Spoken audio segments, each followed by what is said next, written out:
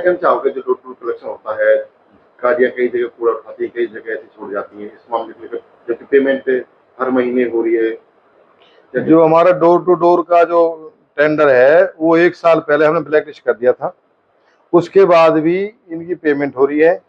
जो हमारे डीएमसी हैं या अधिकारीगण हैं वो इनकी पेमेंट कर रहे हैं, और ये जो ठेकेदार है वो बोलता है मेरी डायरेक्ट सीएम से पहुंच है, और उसका नाम लेकर ये हमारे जो खजाने का मिसयूज कर रहे हैं, दुरुपयोग कर रहे हैं पैसे का। और जो ये गाड़ियां चलती हैं, पहले तो खटारा गाड़ी है इनकी, बिल्कुल खटारा, और कई दिन तक गाड़ी नहीं आती। अगर कूड़ा उठाते तो आधा उठाते हैं, आधा नहीं उठाते। आपने शिकायत की होगी इसकी कहीं? हमने कई बार की है, चेयरमैन से की है, ऊपर भी अधिकारी से की है, एक्शन से बोली है, ईओ से बोली भाई ये गलत कर रहे हैं, इनके ऊपर एक्शन लिया जाए। हमने 31 पार्षद ने इनको ब्लैक लिस्ट किया हुआ है, उसके बावजूद भी हमारे जो अफसर हैं उनको पेमेंट कर रहे हैं। हमारे जो सरकारी पैसा है उसका मिसयूज हो रहा है, ये भ्रष्टाचार है, इसको हम तो क्या खत्म करना चाहिए और इसको टेंडर से हटाना चाहिए। टेंडर हटाने की मांग की जा रही है? हमने तो हटा रखा अपनी तरफ से, ये तो अफसरों चला रहा कि हमने, हमारी नगर परिषद की ओर से तो बिल्कुल ब्लैक लिस्ट है, अफसर चाहिए। डोर टू डोर का इतना बुरा हाल है, इसने शहर का बिल्कुल बेड़ा गर्क कर रखा है।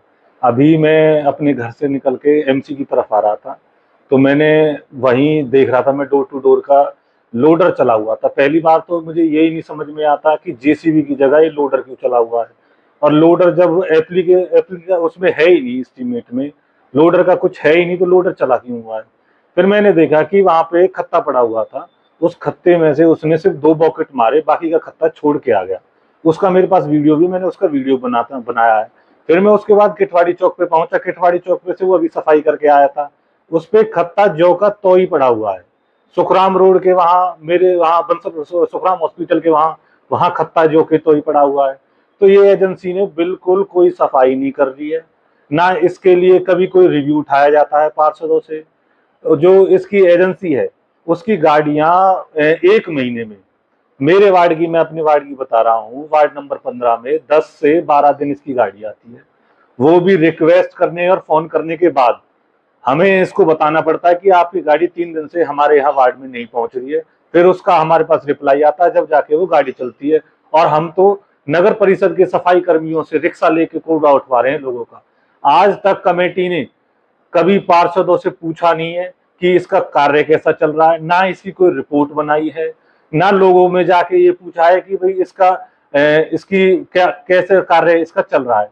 आज तक ना इसका टोल फ्री नंबर चालू है, ना इसकी शिकायत कहाँ पे लिखी जाती है, ये किसी को पता है। यानी काम होता नहीं, पैसा इनको मिलता जा रहा है, काम होता नहीं है। आज तक हमारे हाउस ने इसका कार्य देखते हुए पहले इसको ब्लैक लिस्ट कर रखा है।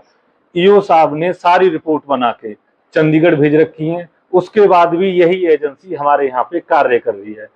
इसकी जो 60 गांठ है, इसको बताया जाता है कि इसकी जो 60 गांठ है वो बहुत ऊपर तक है। पहले नगर परिषद में जब इसका भुगतान किया जाता था तो हमारे चेयरमैन साहब के साइन की वजह से और पार्षदों की रिपोर्ट की तरफ से भुगतान किया जाता था, लेकिन जब से ये पावर चेयरमैन साहब से हटके नगर आयुक्त पे गई है, ना नगर आयुक्त जी जो हमारी हैं उनके संज्ञान में ये चीज है। बस ये चीज चली आ रही है, कंटिन्यूअसली पेमेंट उसकी की जा रही है। ना कोई ये देख रहा है कि धरातल पे काम हो रहा है नहीं हो रहा, ना उसकी मशीनरी कोई चेक कर रहा है कि कितनी उसकी मशीनरी लगी हुई है, कितनी उसकी चली हुई है। सिर्फ इसमें इसका जो बोलते हैं सरकारी खजाने की लूट चली हुई है इसमें।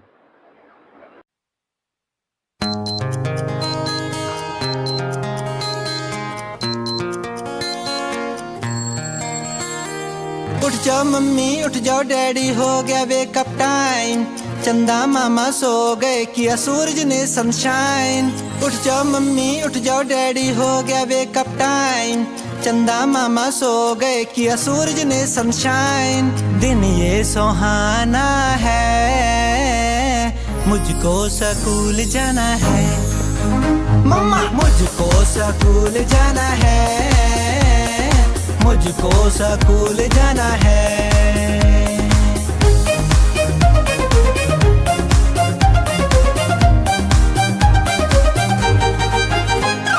7 बजे से पहले पहले हो जाना है रेडी, स्कूल वैन तक छोड़ आएंगे मेरे प्यारे डैडी। 7 बजे से 7 बजे से पहले पहले हो जाना है रेडी, स्कूल वैन तक छोड़ आएंगे मेरे प्यारे डैडी, ना कोई बहाना।